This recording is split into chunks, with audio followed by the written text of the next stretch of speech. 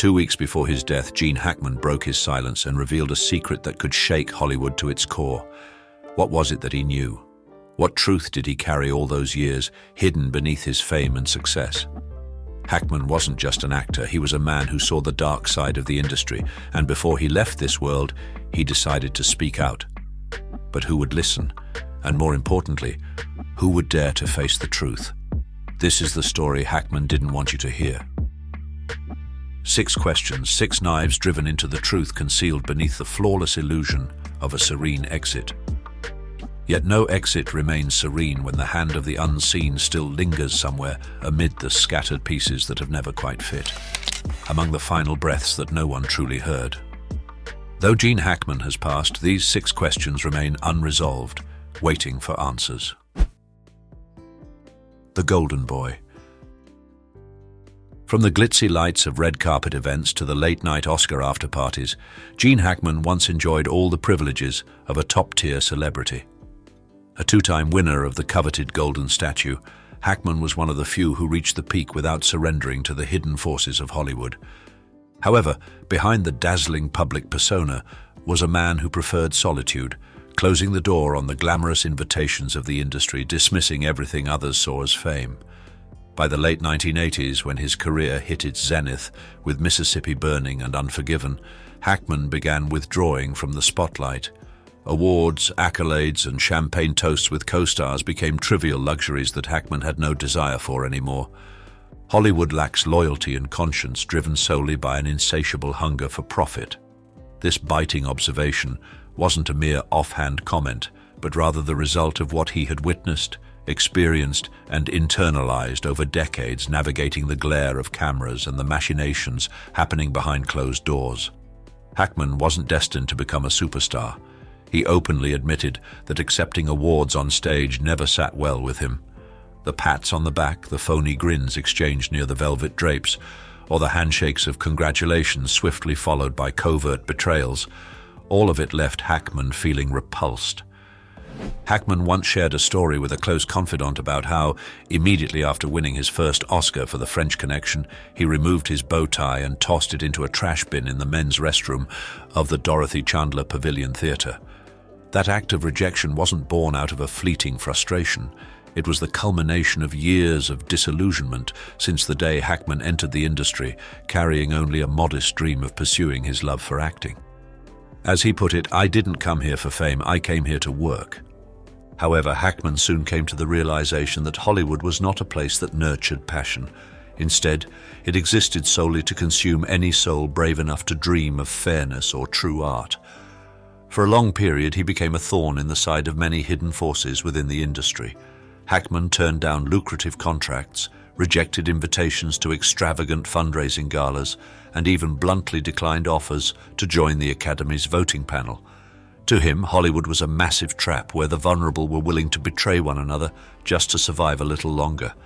As a result, Hackman chose an almost unparalleled route, cutting off all connections to power, shutting himself off from the media, and retreating into a reclusive life in New Mexico with his wife, Betsy Arakawa, the one woman who never faltered in her belief in his capacity for kindness. Even as Hackman attempted to sever all connections with the film industry, Hollywood lingered in his shadow.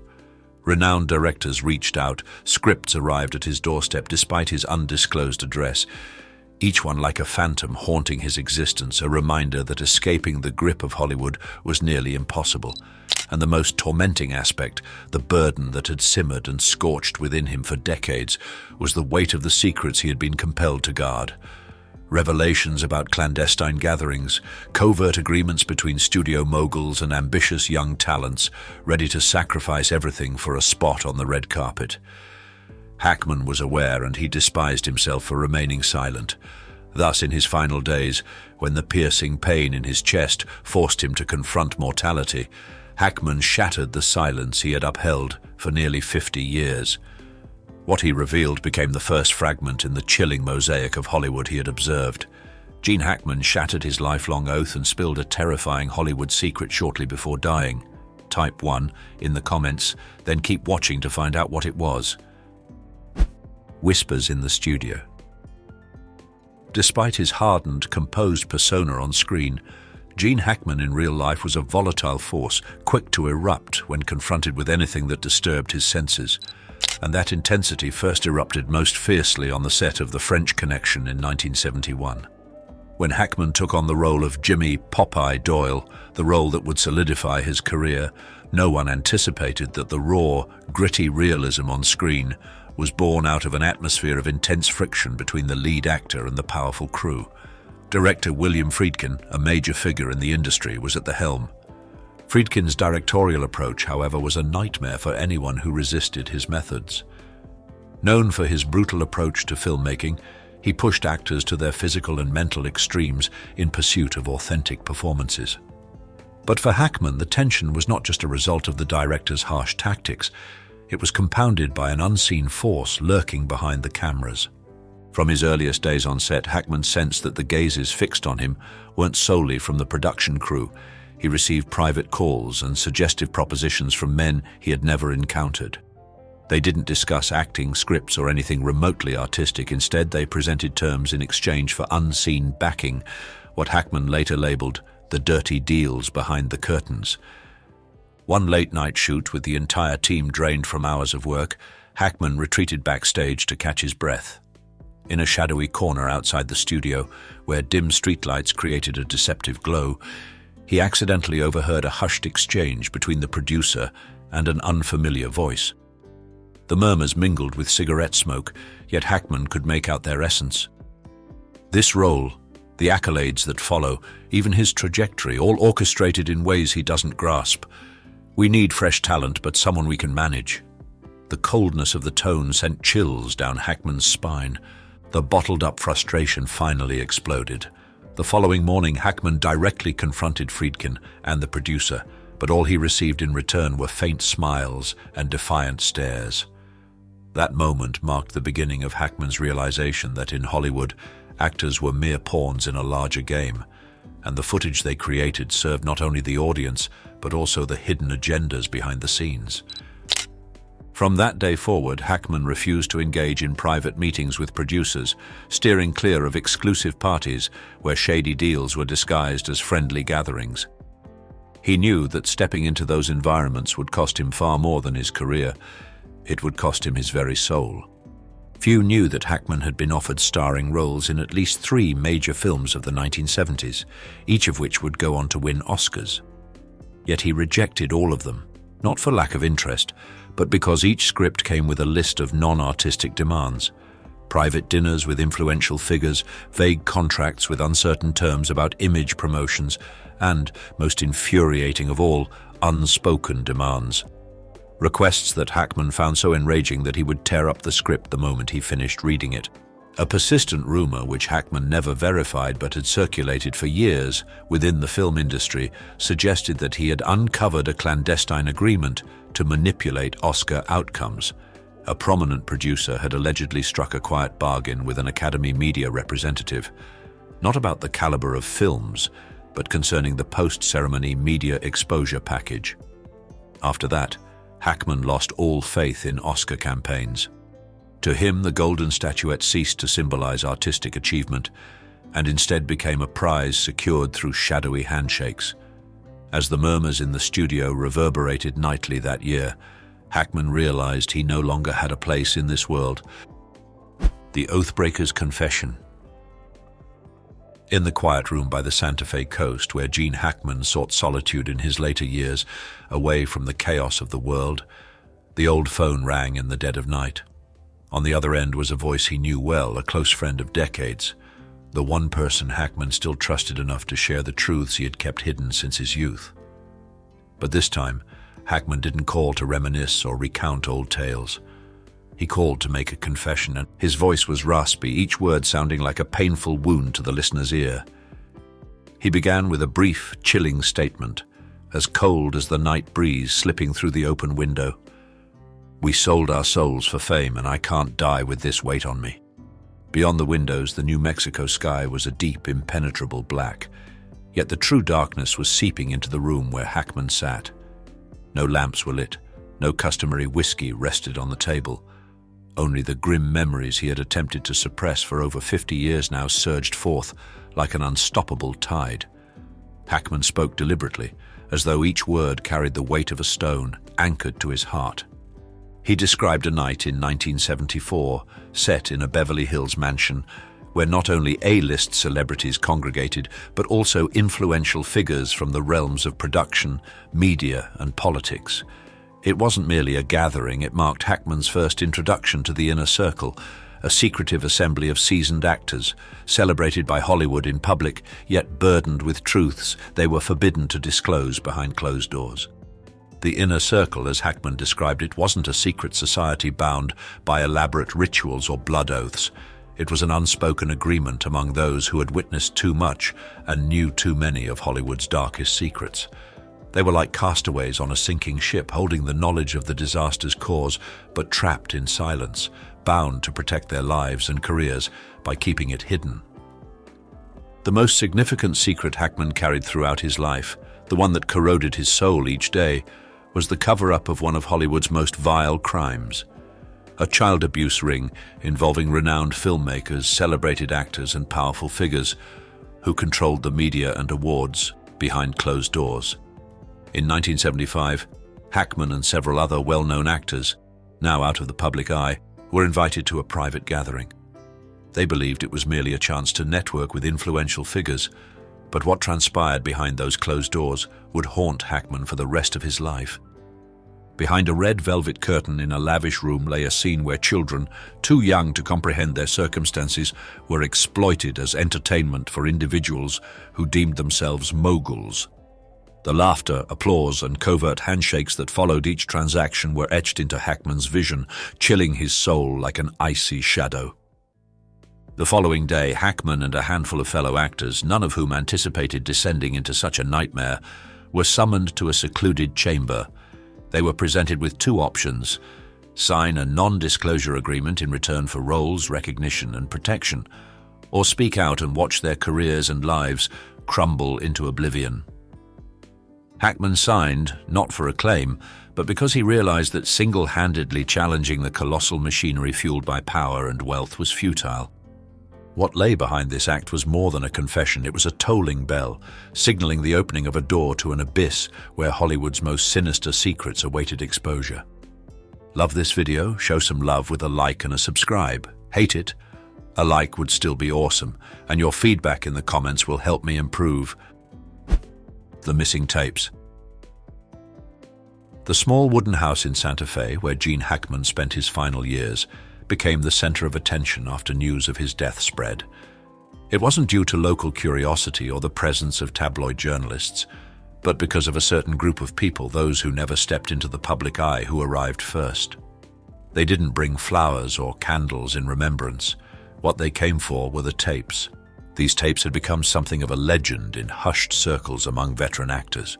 Those close to Hackman knew he had a habit of recording conversations, not for blackmail or to use as leverage, but simply as a way to preserve living proof in case the truth ever needed to be revealed. Hackman referred to them as the lifeline tapes, the only remaining connection between him and his conscience. As revealed by an unnamed insider, Hackman began a clandestine routine in the late 1980s. Calls from producers, discussions about roles, subtle threats directed at young actors who resisted compliance, and even unlogged dialogues among Hollywood power brokers were all quietly taped by Hackman. Each recording represented a fragment, a segment of what Hackman described as the most grotesque mosaic of power I've ever encountered. These tapes were far more than scattered audio snippets.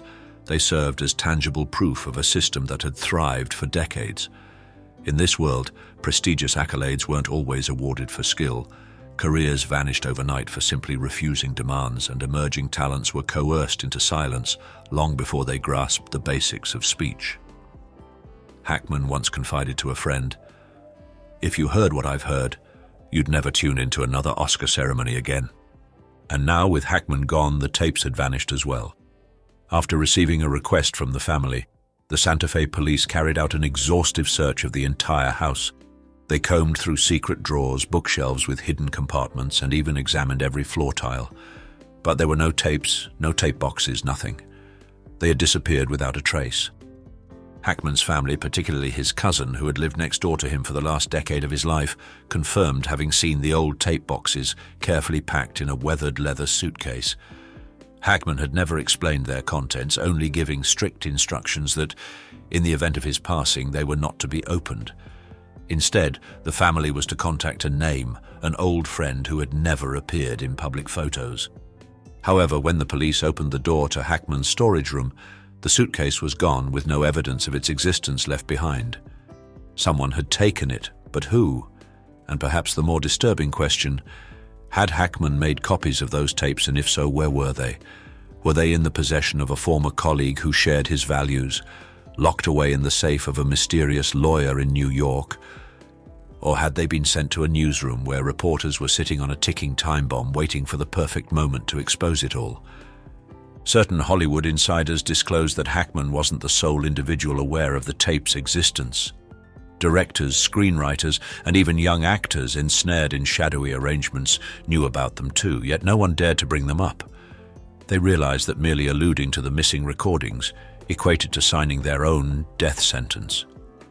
As the lights faded on the empty streets of Santa Fe, only unanswered questions lingered in the shadows. What fragments of the truth had Hackman managed to preserve? And who, or what force, possessed the authority to determine if those secrets would ever surface? In that pervasive silence, Hollywood carried on as though nothing had transpired. But those close to Hackman knew the tapes weren't gone. They were simply concealed, biding their time, awaiting someone courageous enough to expose the truth. The exile's curse. From the moment he stepped away from his final film set, Gene Hackman chose a path few Hollywood legends dared to follow, one of near total isolation and absolute solitude. Santa Fe, New Mexico, with its dry hills and fiery sunsets, became his sanctuary. A modest wooden house without high gates, walls, or security, just the sound of wind whistling through cracks, as if every noise conspired with the profound silence Hackman sought to preserve. But even there, Hollywood never truly released its grip on him. "You can leave Hollywood, but Hollywood will never leave you alone," Hackman once said during a private conversation with a few close friends in 2005, a statement that would become a persistent curse. One of those friends recalled how Hackman spoke those words with a calm demeanor, but beneath the surface was a smoldering fear. The kind of fear only someone who had seen too much, known too much, and held far too many forbidden secrets could feel. During his early years in New Mexico, Hackman maintained occasional contact with old friends and peers from his era, those who had shared his commitment to what they termed artistic conscience. But over time, those connections faded entirely. The phone fell silent, handwritten letters found no recipients, and Hackman, by choice or circumstance, retreated into a state of utter solitude. He once quipped to his cousin, "If I vanish one day, no one will notice," but it wasn't merely a light-hearted comment, it carried an eerie foreboding. This same cousin, after Hackman's death, disclosed unsettling signs that had emerged over the years. Unfamiliar cars, frequently parked at a distance from the house, sometimes left idling through the night without anyone stepping out. Peculiar calls in the dead of night featuring only the sound of faint breathing before the line went dead. Anonymous envelopes containing nothing but a few scribbled words. "We see you." Hackman never openly acknowledged being followed, but his cousin confirmed that he was fully aware of it. So much so that there were always two suitcases in the house, one filled with personal items and the other with documents no one had ever seen. Hackman lived like an exile within his own home, constantly prepared to abandon everything and vanish if the situation demanded it. Why? Because of the knowledge he held and the secrets he kept. Throughout his later years, Hackman turned down every invitation to return to the spotlight. No honorary Oscars, no Lifetime Achievement Awards, no participation in any tribute events. Part of this was due to his deep disdain for Hollywood's hypocrisy, but mostly because he understood that the moment he stepped outside the safety of his Santa Fe home, the old powers would reach out without hesitation, ready to choke the life from him. Some called him paranoid, but those who spent time with him in that wooden house, who listened to his fragmented stories about the wild parties in Beverly Hills, the shady deals behind closed doors, and the young stars who never got the chance to rise, understood that Hackman wasn't delusional. He was simply one of the few who lived long enough to witness it all. The question remained, did those stories escape his lips in time, or did they descend with him into the depths of eternal silence? The final nail in the coffin. Gene Hackman's final days were far from the tranquil picture of an aging icon savoring his twilight years. Instead, they were steeped in suffocating tension, as though each breath was being stifled and every glimmer of dawn obscured by the shadows of memories he couldn't expunge. Approximately 3 weeks before his death, Hackman's cousin observed an odd shift. Hackman, who had long severed most ties with Hollywood, was suddenly making frequent phone calls. These weren't to younger collaborators or the journalists who had once pursued him, but to a select group of familiar faces, individuals tied to a secret circle of silence whose agreement Hackman had shattered years earlier. Once allies, most of these figures had since vanished, not merely from recollection but from existence. More chillingly, all had met their ends under peculiar circumstances: car crashes in the dead of night, fatal falls down their own staircases, or sudden deaths within opulent Beverly Hills estates. These incidents were labeled accidents, yet Hackman never bought into the notion of coincidence in a realm where souls had been bartered for fame. "I have no one left to talk to," Hackman once murmured while standing by the office window, his hand trembling as he held the old landline phone. The calls went unanswered, voicemails were never returned, and the voices he once knew had been silenced forever. After Hackman's passing, a collection of scattered notes was discovered in his desk drawer. They were written in hurried, erratic handwriting, fragments without clear beginning or end, like hastily assembled pieces of an unfinished puzzle. Among them, on a crumpled scrap of paper, was a single line: "The same faces, the same hands, the same silence." That phrase echoed like a chilling refrain, repeated in various notes as though Hackman were inscribing a message for anyone daring enough to decipher its meaning. The same faces, the ones that had once grinned beside him on the red carpet, were also the faces that dismantled careers and crushed souls of those who dared to speak out. The same hands that clapped him on the back during award ceremonies were the hands that signed orders to erase inconvenient witnesses.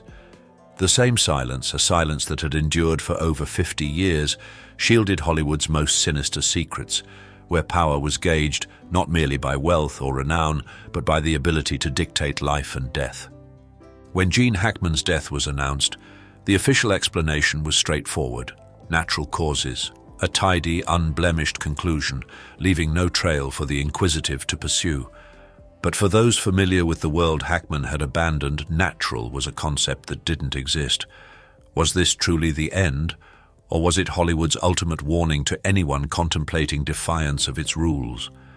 An old friend, one of the few remaining, spoke to the press after Hackman's funeral. Gene knew the rules. He understood them better than anyone, and he knew what happens when you forget who makes the rules. The story of Gene Hackman doesn't conclude with a peaceful grave in Santa Fe. It ends with the office door slamming shut, behind the first police officer stepping into the wooden house, with the silent landline phone sitting by the window, and with the final piece of paper discovered beneath the drawer. "I was never meant to leave alive." Gene Hackman closed his eyes, but his final words lingered on, not as a soft farewell, but as a scream that ripped through the shimmering facade Hollywood had built to mask its decaying conscience. That secret. Who dared to listen to it all? His utterance wasn't just the final words of a man leaving this world, but the voice of a tormented soul. He had lived a life of glory, yet it was also marked by regret and sorrow. He had devoted himself to art, but at a steep cost, wounds and losses along the way. In his last moments, he could no longer stay silent. He had to speak the truth, even if that truth had the power to shake the very foundations of the world around him. For those who remained, would they have the courage to face that truth? Would they dare to hear those words to the end? Or would they choose to turn a blind eye, to plug their ears, and continue living in a world of illusions and falsehoods? Gene Hackman may have left, but his words endured, a warning, a challenge, and perhaps the key to the future of an entire industry. Gene Hackman's exit was anything but tranquil.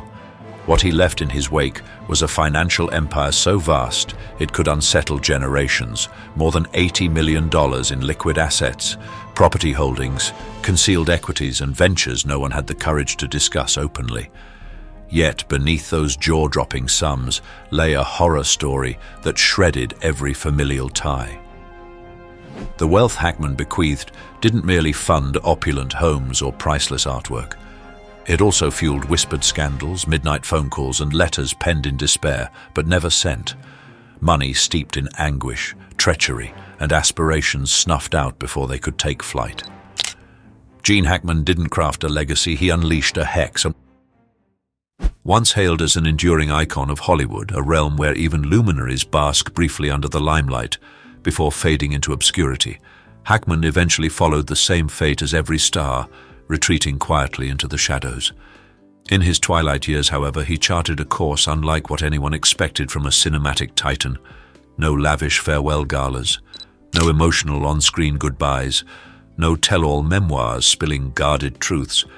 Instead, Gene Hackman slipped away from Tinseltown with quiet grace, simply disappearing. Since the 1980s, he had settled in Santa Fe, a town remote enough and wild enough to offer a retreat from the overwhelming spotlight of Hollywood. The winding red dirt paths, the shadowy pine forests, and the eerie wind at twilight created the ideal backdrop for a star to quietly close the final chapter of his life. Locals often murmured about the tall, slender old man, his face lined with deep wrinkles, pedaling his bicycle along the gentle hills each day. "He looks like someone I've seen before," a grocery store clerk once remarked, though no one could place him.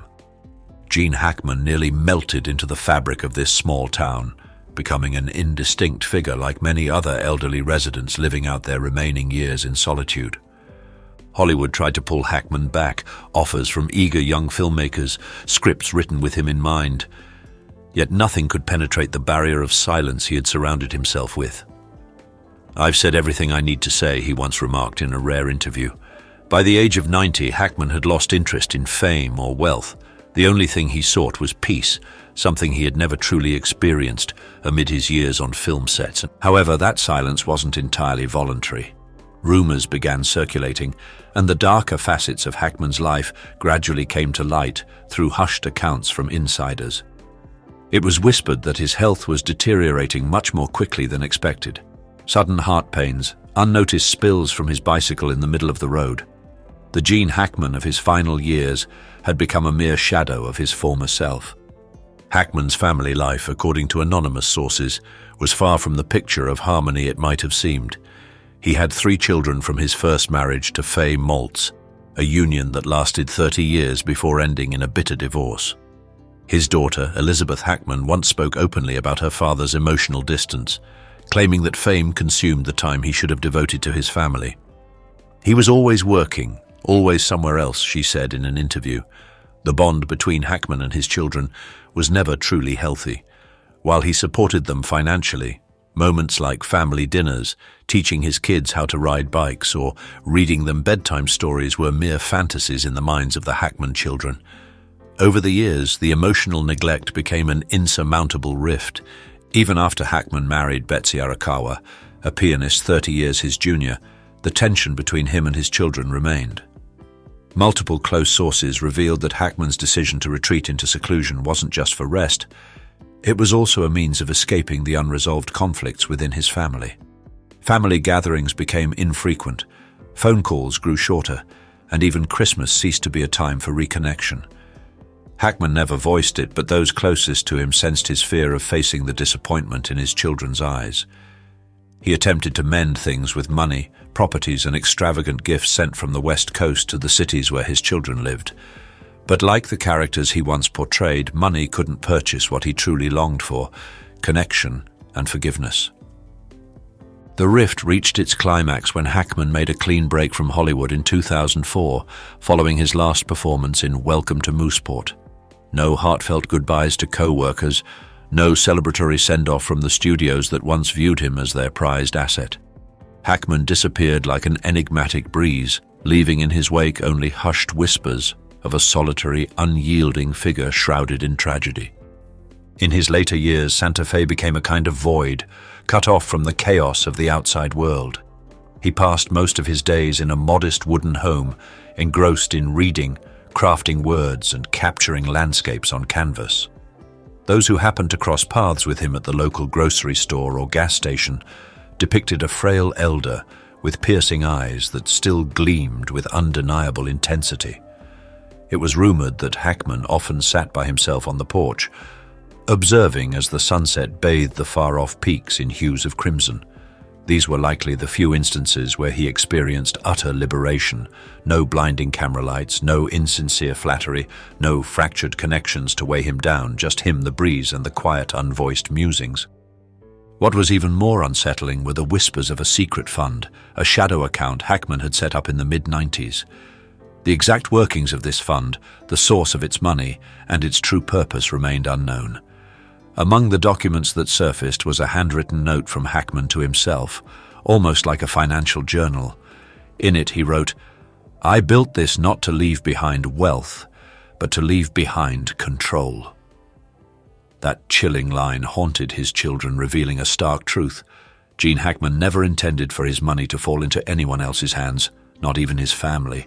As rumors about Hackman's deteriorating health spread, the media in Hollywood began searching for the final pieces of his life's puzzle. Some speculated that Hackman had secretly written a will years earlier, carefully organizing his assets into various accounts to ensure they couldn't be contested. Others claimed Hackman had established a nameless charity into which he funneled much of his wealth, possibly as a quiet attempt to atone for the family he had neglected. The less Hackman appeared, the more he became the center of countless conspiracy theories and fabricated tales. Yet, in his modest home in Santa Fe, he spent his final days in silence, leaving behind not only a legendary career but also unresolved mysteries that lingered long after his death. "The only way to end a story is to disappear from it," he once wrote, and in doing so, Hackman penned his own conclusion by leaving the world in a manner no one could have foreseen. What did Gene Hackman leave behind that made his loved ones cry? Leave a 1 below and stay tuned to discover the emotional truth about his staggering legacy. On a somber morning before the first light could touch the crimson ridges of New Mexico, the announcement of Gene Hackman's death emerged. The news was subdued, almost unnoticed, mirroring the secluded life he had led for the past 20 years. Yet as that modest report surfaced in a local paper, it set off a ripple effect, not only in Hollywood circles, but also within the Hackman family, where long-locked vaults of secrets began to creak open after years of silence. The true scale of his wealth remained an enigma to the Hackman family. While no one questioned the financial empire amassed by the man who twice claimed Oscar glory and commanded the most illustrious red carpets, specifics eluded even his inner circle. Just how immense his fortune was, where it lay tucked away, and how it was concealed, these mysteries stayed unanswered. Hackman's reserve and withdrawal from public life were more than mere quirks of character. They were a craft, a meticulously honed tactic that he carried out with precision until his very last breath. At first, Hackman's family assumed the process would be simple. They found an old notarized will from 2001, listing a few straightforward assets: the Santa Fe home, a bank account in California, and a vintage Hudson Hornet that Hackman had kept since his younger years. The total estimated value was under $5 million, a modest sum compared to his fame and illustrious career. However, as they sifted through more documents and began probing into seemingly anonymous bank accounts, a very different picture began to emerge. The name Gene Hackman wasn't just tied to Hollywood. Since the 1990s, at the peak of his fame, Hackman had been quietly constructing a complex financial network, weaving together real estate, stocks, anonymous investment funds, and money discreetly moved abroad. Gene Hackman was not just a renowned actor, he was also a mastermind of secrecy in the financial world. The family's lawyer, an elderly man who had represented Hackman since the 1970s, was the first to stumble upon this revelation. Among the dusty papers found in a wooden chest at a warehouse in Santa Fe, they discovered handwritten letters and internal memos detailing a series of covert transactions. Investments in emerging tech companies, land deals in suburban Nevada, solar power plants in New Mexico, all of which were registered under shell companies with no apparent connection to Hackman. But by tracing the chain of transactions, it became clear that every dollar ultimately led back to a single account, one that Hackman had opened in 1993, just after winning his second Oscar. After assembling all the fragments, the cumulative worth of the assets surpassed $80 million, a revelation that left even his most trusted allies astounded. However, what truly left the family reeling wasn't the staggering sum, but the manner in which Gene Hackman had managed to conceal it for so long. The specifics of how, with whom, and why he opted for such secrecy remained elusive. In certain cryptic dealings, Hackman employed pseudonyms, funneling funds through trust accounts established in Switzerland, Singapore, and the Cayman Islands. The lingering enigma was this: why did Gene Hackman shield his fortune from his own kin? Was it a lack of trust, or were there still deeper truths lurking beneath the surface? A theory began to take shape, not from journalists but within the confines of the Hackman family. His children, who had grown up amid the emotional chill cast by their renowned father, now grasped that they had never truly known him. Hackman's detachment wasn't merely emotional, it extended to his finances, as though he feared that exposing even a sliver of his wealth would plunge his life into ceaseless conflict. Thus, he constructed barriers, weaving intricate financial veils so dense that not even his own offspring could penetrate them. The discovery of this mysterious fund immediately triggered covert investigations. Lawyers, financial experts, and even private detectives were enlisted to trace its origins. But each effort led to a dead end. Gene Hackman had planned for this moment years in advance: phantom accounts, layers of shell companies, and untraceable cash flows. Every time the family made progress, it seemed as though Hackman had been 10 steps ahead. When the family lawyer released the official asset declaration, most of what was listed appeared to be just a small fraction of the whole picture: the Santa Fe home, the vintage car, and a few bank deposits. The rest, the true fortune, remained hidden somewhere in the murky depths of the financial world, known only to Hackman. Now that he was gone, this secret had become an unsolvable enigma for his closest relatives. In the midst of their frantic search, the Hackman family came to a harsh realization. There were moments when they had never truly belonged in Gene Hackman's life. He had lived as a solitary figure, a legend in his own right, who loved money in his own unique way, hiding it as though it were a piece of his soul. And with his death, he took those secrets to the grave. What should have been a family legacy had instead become the wreckage of a man who chose to forsake everything, including his own family, in order to safeguard one thing: complete control. The ancient wooden door of the Santa Fe house groaned softly as it swung open. Faint yellow light spilled through the threshold, creeping into a space thick with dust, where the odor of rotting timber and aged paper mingled into the unmistakable tang of abandonment. The Hackman family stood motionless, confronted by a tableau frozen in time, shards of memory strewn across the weathered grey floor, remnants of a life long stilled. Tears did not come right away upon learning of Hackman's death. His passing was more than the loss of a father, spouse, or grandfather. It felt like the delayed tremor of an underground quake that had simmered for years, now bursting forth to obliterate what remained of familial bonds, trust, and deeply concealed secrets. That evening, as they gathered around the old wooden table, Gene Hackman's children began to open each box, each weathered envelope discovered in the corner of the warehouse. No one was prepared for what they were about to uncover. Inside those aged envelopes, they didn't find wills or financial instructions, as they had hoped, but rather handwritten letters, never sent, scrawled in Hackman's familiar, trembling script. The first letter, dated winter 1995, came after Hackman had wrapped up filming Crimson Tide. It was addressed to Christopher, his eldest son, whom Hackman hadn't spoken to directly in 15 years. The letter was brief, only a few lines. "I know I've never been the father you wanted me to be, but you have to understand. I was never meant to belong to anyone, not even my own family." Those words were like a cold knife, cutting deep into Christopher's heart. He wasn't shocked to read them, but the ache of seeing them on yellowed paper instead of hearing them directly from his father was almost suffocating. The subsequent letters were filled with memories and regrets. One, written to Elizabeth, his youngest daughter, recalled nights Hackman spent alone in the living room, watching old family videos. He wrote, "I always thought I was protecting you by keeping my distance. I wanted you to live without the shadow of my fame, but now I wonder if I was just protecting myself." This letter, written on Elizabeth's 30th birthday, was never sent. It remained locked away in a drawer. Each letter felt like a piece of Hackman's soul laid bare, revealing hidden sides of him that no one in the family had ever known. He wasn't just a famous actor or a Hollywood icon. He was a lonely man, caught between the urge to shield his family from his fame and the fear of losing himself in the role of father. But the letters were only the beginning. As the Hackman family sifted further through the aged drawers, fragments of an intricate enigma began to surface: cryptic financial contracts, unexplained fund movements, and most unsettling of all, a roster of covert beneficiaries. Somehow Gene Hackman had devised an entirely separate inheritance plan, omitting every single member of his family. Millions were funneled to outsiders: a childhood companion in California, a retired assistant from the 1980s, and even a server at Hackman's cherished Santa Fe eatery.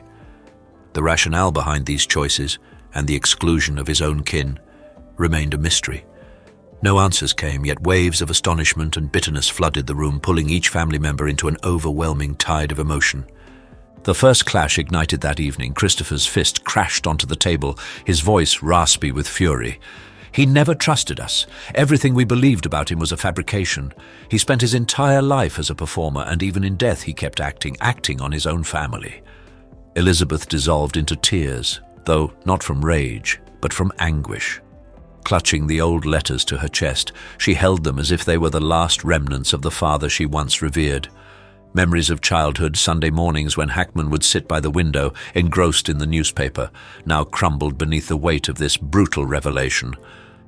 Betsy Arakawa Hackman, his second wife, sat silently in the corner of the room. Throughout their years together, she had never fully understood the man she called her husband. Hackman's frequent disappearances, hurried phone calls, and unexpected trips, all of these pieces now formed a clearer picture. Hackman wasn't just distant from his children. He had built walls even between himself and his life partner. But the emotional shock didn't end there. When the family lawyer revealed the list of secret accounts Hackman had left behind, the family was left stunned and almost immobilized. A significant portion of his assets, over $20 million USD, had been secretly transferred to an anonymous charity just months before his death. The organization had no specific name, no public details, only a cold acronym: GH Legacy Fund. No one knew how this fund operated, where the money would end up, or what Hackman's true intention had been. One thing, however, was clear.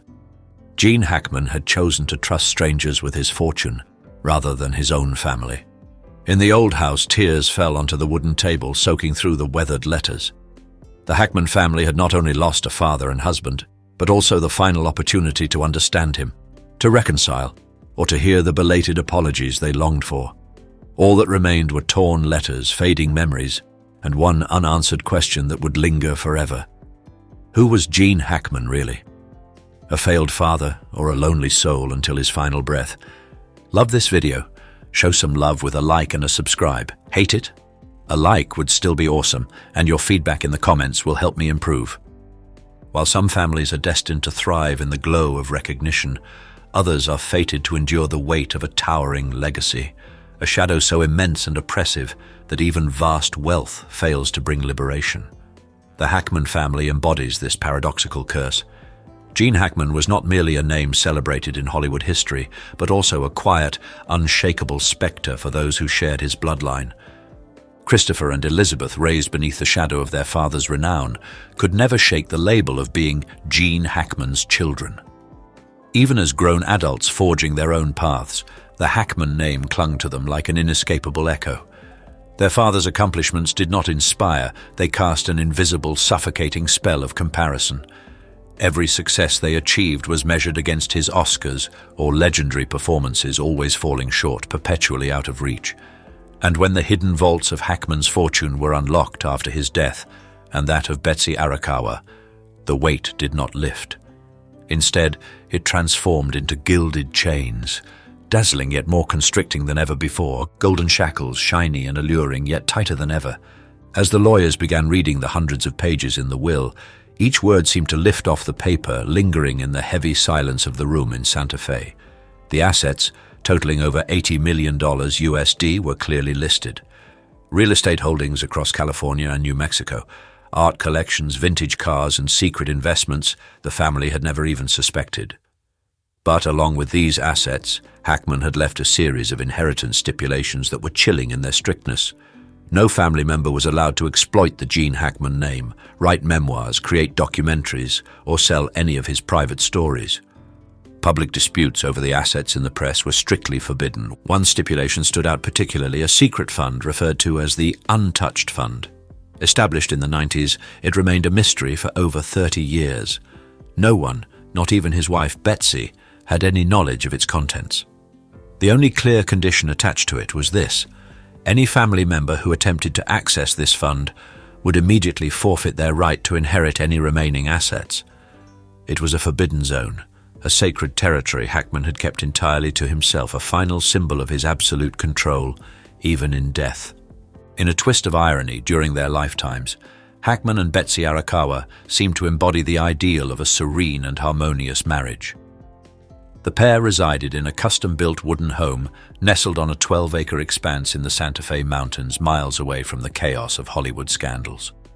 Longtime friends Daniel and Barbara Lenahan often reminisced about tranquil afternoons. Hackman painting at his easel, Betsy calmly preparing tea, both basking in quiet joy surrounded by nature's expanse. To outsiders, it appeared the perfect existence, yet no one realized that beneath this calm exterior, Hackman maintained an unyielding grip. Betsy once confided in a trusted friend, "Gene is the ideal husband so long as I leave untouched what he refers to as his personal legacy." That legacy encompassed not just his cinematic achievements, but also his authority over his own narrative. No one, not even his spouse or children, was permitted to alter Gene Hackman's story. Christopher, the eldest son, bore the weight of the Hackman name most acutely. His dream of becoming a director was perpetually overshadowed by his father's towering presence, reducing him to a pale imitation of Gene Hackman whenever he set foot on a film set. Even when he pivoted to the business world, Christopher found himself unable to evade the suffocating gaze of expectation, a pressure that crushed any sense of personal identity. When the contents of the will were disclosed, Christopher nearly burst into bitter laughter. "He triumphed even in death," he remarked. "He controls everything, even our thoughts." Elizabeth, the youngest daughter, the one who always sought refuge in unfinished paintings, had hoped that her father might leave her some measure of freedom. But the cold, impersonal will extinguished that final hope. Not a single line carried any emotional message or personal sentiment from Hackman, just rules, stipulations, and threats of disinheritance.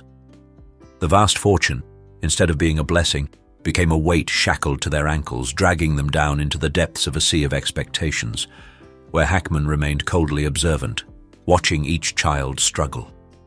Amidst the family disputes, rumors about the Untouched Fund began circulating through Hollywood's inheritance circles. Some speculated that Hackman had secretly funneled money into off-the-books investments or even set up an anonymous charity under a different name. No one knew for certain, as Hackman's lawyer admitted. "Even I don't know what he hid there." Betsy had attempted to ask her husband about it numerous times, but each time Hackman would reply, "There are things you shouldn't know, and neither should our children." Now, with both of them gone, the things they shouldn't have known became an eerie, gnawing presence for each family member. No one knew if they should safeguard the legacy or shatter the secrets Hackman left behind. Amid the tears and arguments that filled the Santa Fe living room, a bitter truth surfaced. The greatest legacy Hackman had left wasn't his money or fame, but a fractured family, forever overshadowed by a legend no one dared to challenge. If Hackman's on-screen roles represented merely the visible peak of the iceberg that was his life, then the manuscripts, notes, and confidential papers uncovered after his death revealed the frigid, shadowy depths of a submerged ocean of memories. The study on the second floor of the Hackman residence, off limits for years even to Betsy, was finally unlocked. Behind the weathered oak door lay a realm no one had ever glimpsed. Decades-old film scripts left incomplete, pages of personal diaries inscribed with handwriting that alternated between steady and shaky, and cryptic financial annotations hinting at clandestine ties to the remnants of the old Hollywood mafia. The undiscovered scripts, Hackman's real-life opus, Though celebrated as an acting legend, few realized that Hackman harbored a deep desire to direct, not blockbuster films, but a movie about his own life. Among the unearthed documents were at least 3 unfinished screenplays, the final one leaving the Hackman family utterly stunned. The Last Confession. The draft opened with the line, "If there is an afterlife, I want to be born without anyone knowing who I am." According to Hackman's notes, this screenplay served as a veiled autobiography, chronicling every concealed facet of his journey, from a destitute Marine to an Oscar-winning icon, while unflinchingly exposing the fractures of his first marriage, his children's anguish, and the covert maneuvers to sustain the Hackman name's prominence. Scrawled in the margins were handwritten reflections, Hackman conversing with himself. "Fame sometimes means selling your soul. How many people have I betrayed to preserve the name Gene Hackman?" That script was never shared with the world. It sank alongside countless other unrealized dreams. Dreams Hackman lacked the resolve to bring to fruition. Along with the scripts, the family discovered 4 personal diaries, spanning from 1995 to 2022. The early entries were filled with tender memories of Betsy Arakawa, recounting spontaneous trips to Japan, France, and Italy, where Hackman wrote that only when he left America did he feel truly normal, not Gene Hackman. But as the years passed, the tone of his writing grew more fragmented and erratic. Many pages were smudged with ink, possibly from tears or Hackman's trembling hands on his loneliest nights. December 23, 2005. Christopher didn't call. I can't blame him. I once told him, "You'll never escape my shadow." Now I think I'm the shadow that's been following my son, never letting go. August 4th, 2016. Betsy is sound asleep, but I'm not. I fear that when I die, this whole house will turn into a battlefield. No one knows how many secrets I've hidden. I just hope that when I'm gone, everyone can forgive me, but I don't believe that will happen. Some pages were torn out entirely, leaving only deep ink stains on the paper. Words Hackman had written, perhaps things no one was meant to know, then erased with his own hand. Beyond standard investments in real estate and stocks, there were millions funneled into obscure private funds, with most transactions beginning in the late 1990s, around the time Hackman was easing out of Hollywood. What raised eyebrows was the appearance of Frankie the Fox Catalano in the transaction logs, a once infamous Hollywood mafia figure scrutinized for money laundering and shielding independent studios. Whispers from those who had worked alongside Hackman suggested that he and Frankie had crossed paths in the 1970s during a New York filming project. No one could explain why someone as seemingly upright as Hackman maintained ties with a notorious gangster for decades. A cryptic note scribbled by Hackman himself accompanied the documents. Old debts paid, one way or another. The nature of these debts remained a mystery. Was it a youthful loan, a covert pact to safeguard his private affairs? Or had Hackman ventured into the shadowy underbelly of Hollywood, where film served as mere facades, masking illicit funds, coercion, and unspoken deals? The so-called untouched fund itself revealed a labyrinth of shell companies, many linked back to Frankie Catalano. Despite her closeness to Hackman, Betsy was entirely unaware of these entanglements. By the time the truth surfaced, she was already gone, carrying with her the unwavering trust she had placed in the man she cherished for decades. Gene Hackman was gone, but the secrets he left behind continued to slowly sink the family, piece by piece. Each diary entry, each unfinished script, each obscure financial transaction, all formed a silent confession where Hackman admitted to himself, "I'm a legend on screen, but also a liar in real life." As the quiet funeral came to a close, as the last wreath withered by Gene Hackman and Betsy Arakawa's grave, what remained wasn't just a vast fortune or the silent Oscar statuette sitting on a glass shelf. What lingered the most, what haunted the family, were the fragmented memories and the endless questions that would never be answered. Over $80 million USD in assets, mansions stretching across California and New Mexico, secret investments whose origins no one could fully trace, all were carefully laid out in the will read aloud by Hackman's lawyer. But when the family opened this treasure trove, they didn't feel triumph. Instead, they discovered irreparable fractures, the simmering conflicts between Hackman and his children over the years, the vast emotional distances that money could never bridge, the unsent letters buried among the diary pages, each beginning with the words, "I'm sorry." But that late apology could never heal the years his children had spent feeling like broken versions of the great Gene Hackman. Hackman loved his children in his own way, but that way was as cold and unforgiving as the studio lights. He left everything, except the warmth of a gentle hug, the comfort of a heartfelt compliment, or a moment where he saw himself as equal to his children. And when Hackman finally closed his eyes, the family understood that the legacy he left behind was too heavy, heavier than a mountain of gold. It was burdened with unreachable expectations, untouchable legacies, and secrets no one dared to uncover.